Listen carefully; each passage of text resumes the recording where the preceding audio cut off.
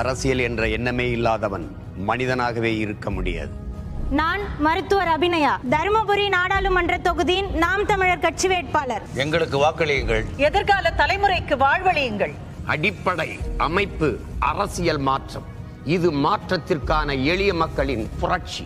இதுவரை நாங்கள் செய்தது தேக நலனுக்கான மருத்துவம், இப்போது நாங்கள் செய்ய வந்திருப்பது தேச நலனுக்கான மருத்துவம். எங்களின் நோக்கம் அடிப்படை அமைப்பு அரசியல் மாற்றம், இது மாற்றத்திற்கான எளிய மக்களின் புரட்சி. வாக்களியுங்கள் மைக் சின்னத்தில். கோவப்படுறீங்க, மலை அள்ளி வித்துக்கிட்டு இருக்கான், மணல் அள்ளி வித்துக்கிட்டு இருக்கான், நீரை உறிஞ்சு வித்துக்கிட்டு இருக்கான். ஏமா கோவப்பட மாட்டீங்க? ஏன் 13 ஆண்டுகளாக எடுத்து சொல்லிக்கிட்டு இருக்கோம். ஐயோ மண்ணு போகுது, ஐயோ மழை போகுது, ஐயோ நீர் மாசுபடுது, நிலத்தடி நீர் மட்டம் குறையுது, காற்று மாசாகுது, உள்ளூர் மாடு விலை போவாது இல்லையா? அதனால எங்களை நீங்க கண்டுக்கிறது இல்ல. ஒருவேளை நாங்க கேரளால இருந்தோம், ஆந்திரால இருந்தோம், மகாராஷ்டிரால இருந்தோம், டெல்லியில இருந்தோ வந்து கத்தனா திரும்பி பார்த்திருப்பீங்க. திமுக மட்டும் பேசுறேன்னு நினைக்காதீங்க. அதிமுக ஒரு அழிந்து போய்விட்டது. சரி, அவங்க பண்ண முடியாதத, அவங்க செய்ய முடியாததான் வந்து தமிழ்நாட்டுல சாதிக்க போறாங்களா? இந்திக்காரனை திரிக்கிறோம். ஏற்கனவே 1.5 கோடி இந்திக்காரன் வந்துட்டான். மொத்தமா ஒரு 4 கோடி 5 கோடியா மாற்றி விட்டுட்டு நம்ம எல்லாம் அழிச்சிட்டு அவனுக்கு வாக்குரிமை கொடுத்துட்டு அவர் ஆட்சியை பிடிக்கணும். இதுதான் போடுங்கன்னு கிடையாது. எங்களுக்கு மட்டும் இப்ப போடலன்னா அடுத்தா நீங்க போட்டு வெற்றி பெற வைக்கிறீங்க பாரு, அவங்கள கூட நீங்க தேர்ந்தெடுக்க முடியாது. மொத்த வாக்குரிமை இந்திக்காரங்கிட்ட போயிடும். ஒரு ஈவு இறக்கம் இல்லாம முன்னாடியே நின்று நான் கொலை பண்ண போறேன், நான் சுட போறேன்னா கூட நீங்க வேடிக்கை பார்ப்பாரு. நேரடியா நீங்க பாக்கலாம், வட மாநிலத்துல என்னென்ன நடக்குதுன்னு பாக்கலாம். சரி, அங்க பண்ண முடியாதத, அங்க செய்ய முடியாததான் வந்து தமிழ்நாட்டுல சாதிக்க போறாங்களா? மோடி அரசு சாதிக்க போதா? அங்க உருப்படியா இருந்திருந்தா ஏங்க இந்திக்காரன் இங்க வந்து வேலை செய்யறான்? இங்க எதுக்கு பஞ்சம் முழிக்க வரான்? அங்கேயே வேலை இல்லையா? அவர் இங்க வந்து அப்புறம் ஏதாவது சொல்லிட போறேன் நானு. எதுக்கு இந்த மோடிக்கு இந்த வேலைன்னு சொல்லுங்க. அவருடைய ஒரே நோக்கம் இங்க இந்திய திணிக்கிறதுக்கு பதிலா இந்திக்காரனை திரிக்கணும். ஏற்கனவே 1.5 கோடி இந்திக்காரன் வந்துட்டான். மொத்தமா ஒரு 4 கோடி 5 கோடியா மாத்தி விட்டுட்டு நம்ம எல்லாம் அழிச்சிட்டு அவனுக்கு வாக்குரிமை கொடுத்துட்டு அவர் ஆட்சியை பிடிக்கணும். சர்வாதிகார ஆட்சியா மாறணும். மொத்த இந்தியாவுக்கு அவர் தான் ராஜான்ற பேரை வாங்கணும். இதுதான் அவரோட திட்டம். வேலை செய்யறாங்களா, பானிபூரி விக்கிறாங்களா, கூலி வாங்குறாங்களா, போறாங்களா? அப்படி கிடையாது. அப்படி கடந்து போகாதீங்க, அதுவே ஒரு ஆபத்து. அதை விட மோசம் என்னன்னா அவங்களுக்கு வாக்குரிமை கொடுக்கறாங்க. இப்ப நீங்க வாக்கு செலுத்தி திமுகவும் அதிமுகவும் தேர்ந்தெடுக்கிறீங்க பாத்தீங்களா? எங்களை புறக்கணிச்சுட்டு நாளைக்கு அதை கூட பண்ண முடியாது. அதுக்காகவும் சேர்ந்துதான் கத்துறோம், அதுக்காகவும் சேர்ந்துதான் கத்திக்கிட்டு இருக்கோம். எங்களுக்கு தான் போடுங்கன்னு கிடையாது. எங்களுக்கு மட்டும் இப்ப போடலன்னா அடுத்தா நீங்க போட்டு வெற்றி பெற வைக்கிறீங்க பாரு, அவங்கள கூட நீங்க தேர்ந்தெடுக்க முடியாது. மொத்த வாக்குரிமை இந்திக்காரங்கிட்ட போயிடும். அவன் தான் தேர்ந்தெடுப்பான். அவன் யார தேர்ந்தெடுப்பான்? ஐயா ஸ்டாலினை தேர்ந்தெடுப்பாரா, இல்ல உதயநிதியை தேர்ந்தெடுப்பாரா, ஐயா எடப்பாடியை தேர்ந்தெடுப்பாரா, இல்ல என்னுடைய அண்ணன் செந்தமிழ் சீமானை தேர்ந்தெடுப்பாரா? மொத்த ஓட்டும் போகும், 1.5 கோடி ஓட்டும் மோடிக்கு போகும், பிஜேபிக்கு போகும். இங்க என்ன பேசணும், நீங்க என்ன உடை உடுத்தணும், நீங்க எந்த மதத்தை பின்பற்றணும், நீங்க என்ன சாமியை கும்பிடணும்னு முத கொண்டு அவன் முடிவு பண்ணுவான். நாளைக்கு இந்த இடத்துல நீங்க நிக்க முடியாது. மொத்தமா அவர் ராஜ்யமா இருக்கும். இதுதான் நீங்க வரணும்னு ஆசைப்படுறீங்களா?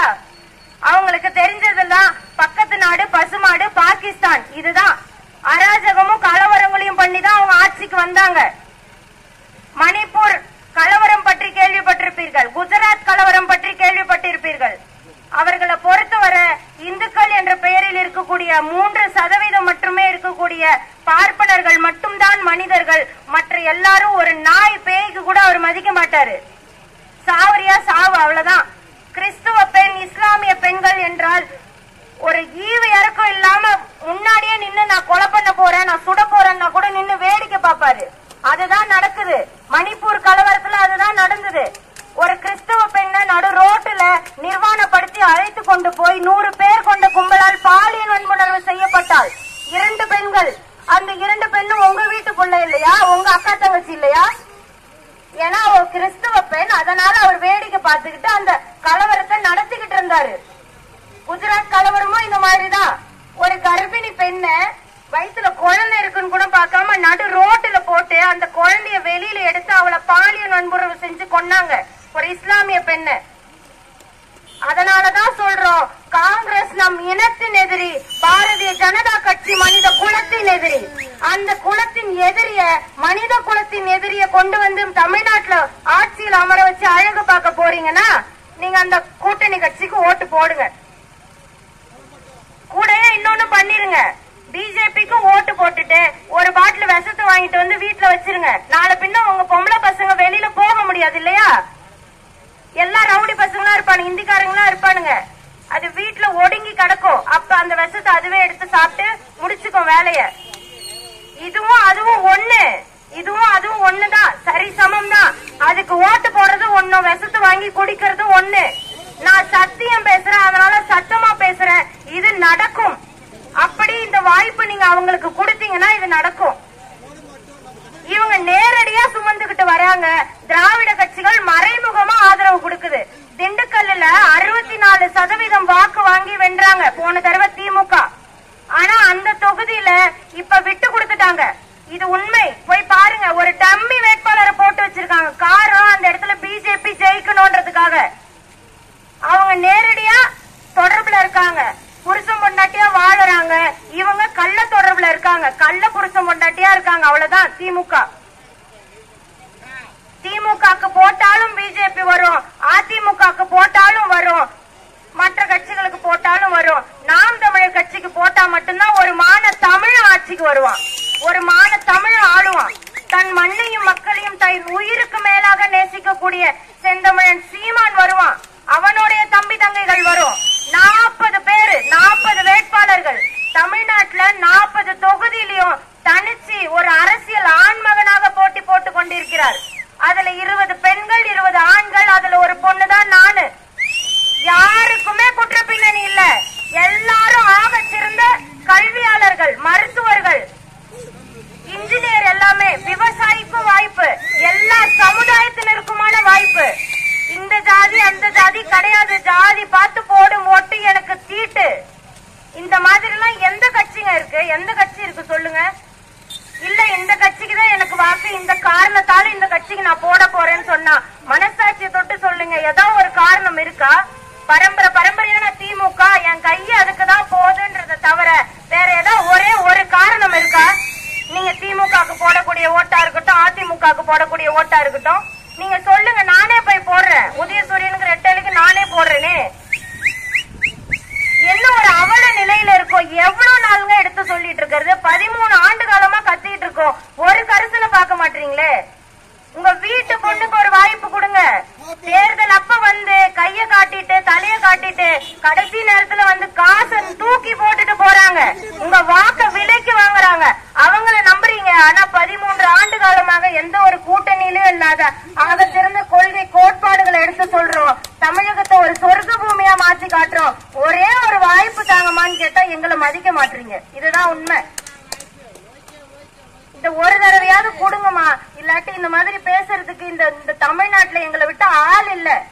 எல்லாரும் இங்க வந்து நின்னு பேசும்போது அவங்க மனசுல என்ன போய்கிட்டு இருக்கும் தெரியுமா? இங்க ஒரு 500 ஓட்டு இருக்கு, பேர் எழுது, நைட்டு பட்டுவடா பண்ணிரலாம், ஏதாவது பேசலாம். மாசம் 1000 ரூபாய் கொடுக்கறோமா அதை பத்தி பேசுவோம். டாஸ்மார்க்ல வீரன்னு ஒரு சரக்கு கொண்டு வந்திருக்குமா அதை பத்தி பேசுவோம். அந்த 10 ரூபாவை குறைச்சிருவோம். இதுதான் அவங்க மனசுல இருக்கும். ஆனா எங்களுக்கு என்ன இருக்கு தெரியுமா? இந்த மக்கள் ஏன் அடிமைப்பட்டு கிடக்குறாங்க? இவங்களை மீட்டு கொண்டு வரணும். என்ன பண்றது, என்ன சொல்றது? ஒரு மாற்றம் வராதான்னு ஏங்கிக்கிட்டு இருக்கோமா? ஒரு மாற்றம் வந்துராதா? அது உங்களிடம் இருந்து தொடங்க வேண்டும். இந்த மண்ணிலிருந்து நான் தொடங்குகிறேன் என்ற உறுதியோடு விடைபெறுகிறேன். நீங்க வாக்கு செலுத்த வேண்டிய சின்னம் நாம் தமிழர் கட்சியின் மைக் சின்னம் ஒளிவாங்கி எனப்படும். நாம் தமிழர் கட்சியின் வேட்பாளராகிய மருத்துவர் அபிநயாவின் அன்பு வணக்கங்கள். ஒரு 2 நிமிஷம் இவங்க என்னதான் பேசுறாங்கன்றத ஒத்து கவனிங்க, காது கொடுத்து கேளுங்க. மற்ற கட்சிகளை போல புறக்கணிச்சிடாதீங்க. மற்ற கட்சிகள் தேர்தல் சமயத்துல வந்து வாக்கு சேகரிக்க வருவாங்க, காசு கொடுக்க வருவாங்க, உங்க ஓட்டுகளை விலை பேசி விற்க வருவாங்க. அந்த மாதிரி கட்சி இல்ல இது. இது ஒரு விடுதலை போர் இயக்கம்னே நினைச்சுக்கோங்க. அதுதான் உண்மை. ஏன்னா மற்ற கட்சிகளுக்கு இது ஒரு தேர்தல் தான், ஆனா எங்களுக்கு இது ஒரு போர். திராவிடத்திற்கும் ஆரியத்திற்கும் எதிரான போர். தமிழர்களின் இனமானம் காக்க நடக்கக்கூடிய போராகத்தான் இதை நாங்க பாத்துக்கிட்டு இருக்கோம். காரணம், நம்ம நாடு திராவிடர்களின் ஆட்சியில சிக்கி தவிச்சுக்கிட்டு இருக்கு. ஒன்றிய கட்சிகள் காங்கிரஸ், பாஜக, இந்த மண்ணுக்கும் மக்களுக்கும் அறவே தேவையற்ற கட்சிகள் தான் இந்த காங்கிரசும் பாஜக கட்சியும். அதை தோல்ல சுமந்துகிட்டு வர கட்சிகள் தான் இந்த ஆரிய கட்சிகள் மற்றும் பல கட்சிகள். பாஜகவை யாரு சுமந்துட்டு வராங்கன்றத நான் சொல்ல விரும்பல, உங்களுக்கே தெரியும். பாஜகவோட கூட்டணியில இருக்க கட்சி திராவிட கட்சிகள் காங்கிரஸோட ஏன் கூட்டணிக்கு போகுது? ஒரு நிமிஷம் சிந்திச்சு பாருங்கம்மா. எப்ப பாரு இந்த தர்மபுரி மாவட்டத்தை பத்தி பேசினாலே எல்லாரும் என்ன பேசுறாங்க? கேட்கவே ஒரு மாதிரி இருக்கு, கஷ்டமா இருக்கு. பின்தங்கிய மாவட்டம், வறட்சி மாவட்டம், தமிழ்நாட்டிலே ஒரு பின்தங்கிய மாவட்டம்னா அது தர்மபுரி மாவட்டம் தான் சொல்றாங்க. ஏன் நமக்கு இந்த கெட்ட பேரு? ஏன் நமக்கு இந்த இதே நிலைமை? யாராவது ஒரு நிமிஷம் சிந்திச்சு பார்த்திருக்கோமா? காரணம், இந்த மண்ணை சாராதவங்க இந்த தமிழ்நாட்டை ஆண்டுகிட்டு இருக்காங்க. அதுதான் உண்மை. திராவிட கட்சிகளை நான் குறிப்பிடுகிறேன். இந்த மண்ணுக்கும் மக்களுக்கும் தேவையற்ற கட்சிகள் அது.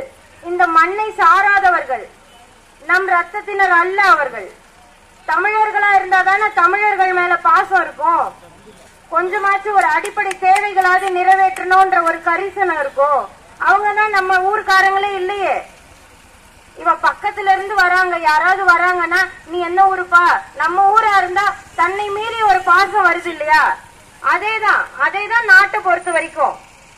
நம் ரத்தவனாக இருந்திருந்தா, அவன் தமிழனா இருந்திருந்தா, இந்நேரம் நம்ம பக்கத்து மாநிலம் கேரளா இருக்கு இல்லையா, கடவுளின் சொர்க்க பூமின்னு சொல்றாங்க, அத போல இருந்திருக்கும். அதை விட பன்மடங்கு இருந்திருக்கும். காரணம், கேரளாவில இருக்கிறத விட அதிகமான, மிக அதிகமான களிம வளங்கள் இருக்கு, காட்டு வளம் இருக்கு, மழை வளங்கள் இருக்கிறது இந்த தமிழ்நாட்டுல. ஆனா இங்க இருக்கிறவர் என்ன பண்றாரு? அதெல்லாம் கூறு போட்டு வித்துக்கிட்டு இருக்காரு. கோழி, கறி, ஆட்டு, மாடெல்லாம் கூறு போட்டு விற்பாங்க.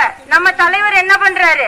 மலைய கூறு போட்டு விக்கிறாரு, மணல் அள்ளி விக்கிறாரு, தண்ணிய உறிஞ்சு விக்கிறாரு. இதுதான் ஒரு தலைவன் செய்யக்கூடிய செயலா? அதுதான் ஒரு கழகா? இதுதான் நடந்துகிட்டு இருக்கு. வீடு பூந்து திருடனா மட்டும்தான் திருட்டா? நாடு பூந்து திருடிக்கிட்டு இருக்காங்க. ஏன் கோவம் வர மாட்டேங்குது? ஒரு எலிமா, ஒரு எலி வந்து ஏதாவது ஒரு பஞ்சு மிட்டாயை கடிச்சிட்டு போயிருச்சு, இல்ல ஒரு தேங்காய் பரிசியை கடிச்சிட்டு போயிருச்சுன்னா எவ்வளவு கோவம் வருது அந்த எலி மேல உங்களுக்கு? இல்ல ஒரு எறும்பு பிள்ளைங்களுக்கு வச்சிருக்க நொறுக்கு தீனியை தின்னுட்டு போயிருச்சுன்னா உங்களுக்கு எவ்வளவு கோவம் வருது? நாளைக்கே இது விஷம் வச்சு சாவடிக்கணும்னான்னு போயிட்டு சாக்பீஸ வாங்கிட்டு வந்து கோடு போடுறோம், எலி மருந்து வாங்கிட்டு வந்து எலிய சாவடிக்க வைக்கிறோம்.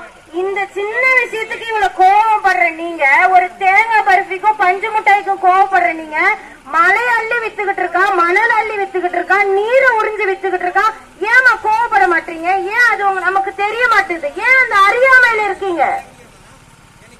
இத விலக்கிட்டு தானே இருக்கோம். 13 ஆண்டுகளாக எடுத்து சொல்லிக்கிட்டு இருக்கோம்.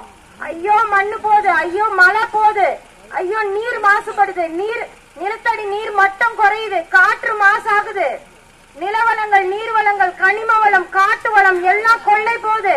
இது இப்படியே தொடர்ந்துச்சுன்னா அடுத்த தலைமுறை வாழ தகுதியற்ற நாடாமாயிரும், தமிழ்நாடு மாறிடும். எவ்வளவு எடுத்து சொல்றோம்? வேகாத வெயிலையும் கத்திக்கிட்டு இருக்கோம். 1 வருஷம் 2 வருஷம் இல்ல, 13 வருஷமா சொல்றோம். ஆனா நீங்க சிந்திக்கிறது இல்ல. உள்ளூர் மாடு விலை போவாது இல்லையா, அதனால எங்களை நீங்க கண்டுக்கிறது இல்ல. ஒருவேளை நாங்க கேரளால இருந்தோ, ஆந்திரால இருந்தோ, மகாராஷ்டிரால இருந்தோ, டெல்லியில இருந்தோ வந்து கத்துனா திரும்பி பார்த்திருப்பீங்க. அதுதான் உண்மை. ஆரிய கட்சிகள் அடுத்து இந்த திராவிட கட்சிகளோட நிலைப்பாடு இதுதான். திமுகவை மட்டும் பேசுறேன்னு நினைக்காதீங்க. அதிமுக ஒரு அழிந்து போய்விட்டது. அதுல யாரு தலைவர், யாரு பொதுச் செயலாளர்னு அவங்களுக்கே இன்னும் தெரியல. 4 ஆண்டுகளா பிஜேபியோட கூட்டணியில இருந்தாங்க. இப்ப தேர்தலுக்காக ஒத்தி வச்சுட்டு வந்து நம்ம முன்னாடி நின்னுட்டு ஐயோ பிஜேபி வரக்கூடாது, அதுக்காக ரெட்டையலிக்கு ஓட்டு போடுங்கன்னு சொல்றாங்க.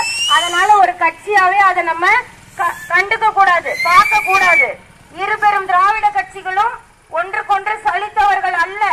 இரண்டுமே தீமைகள் தான். ஒரு தடவை திமுக ஆட்சிக்கு வந்துச்சுன்னா அடுத்த 5 ஆண்டுல வராது.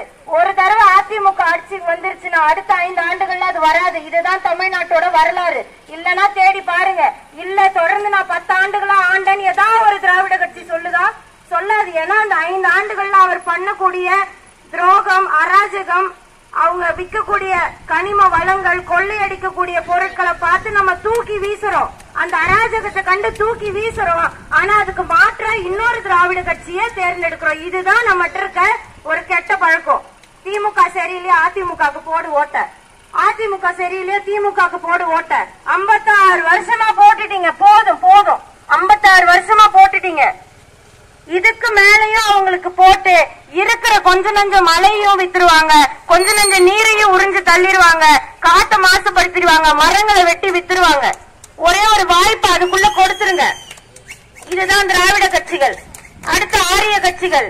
ஆரிய கட்சிகள்னா என்னமா? மத்தியில் ஆண்டுகிட்டு இருக்கிறது தான் காங்கிரஸும் பாஜகவும்.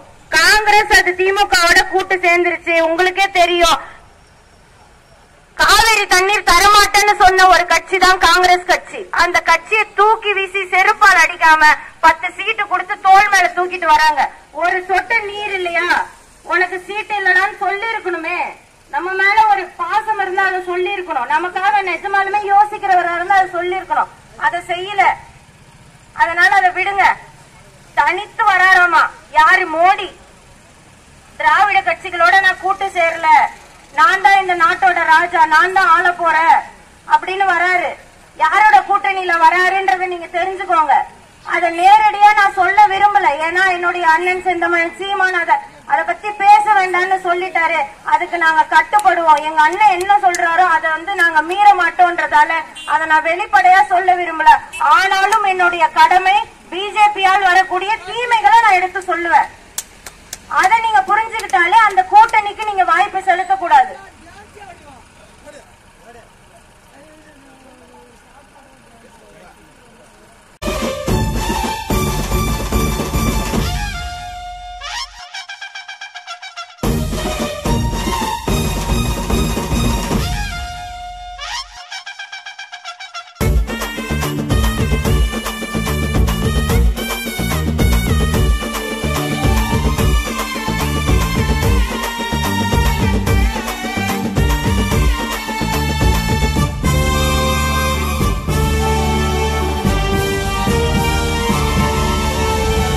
கொடுத்து பாரு 5 வருடம் நீ வாக்க போடு இந்த வருடம்.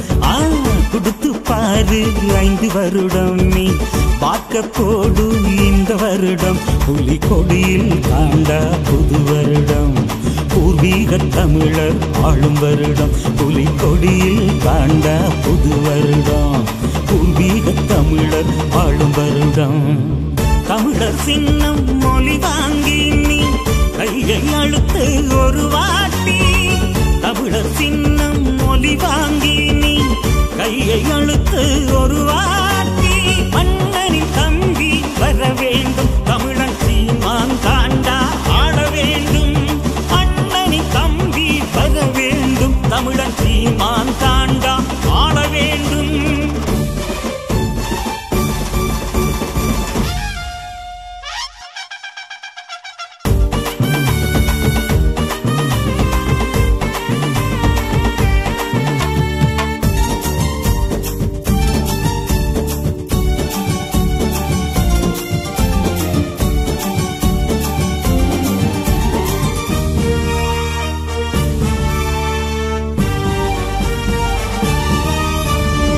காவல் சாமியாய் இவன் வேண்டும், இயற்கை வளத்தை காத்தே ஆள வேண்டும்.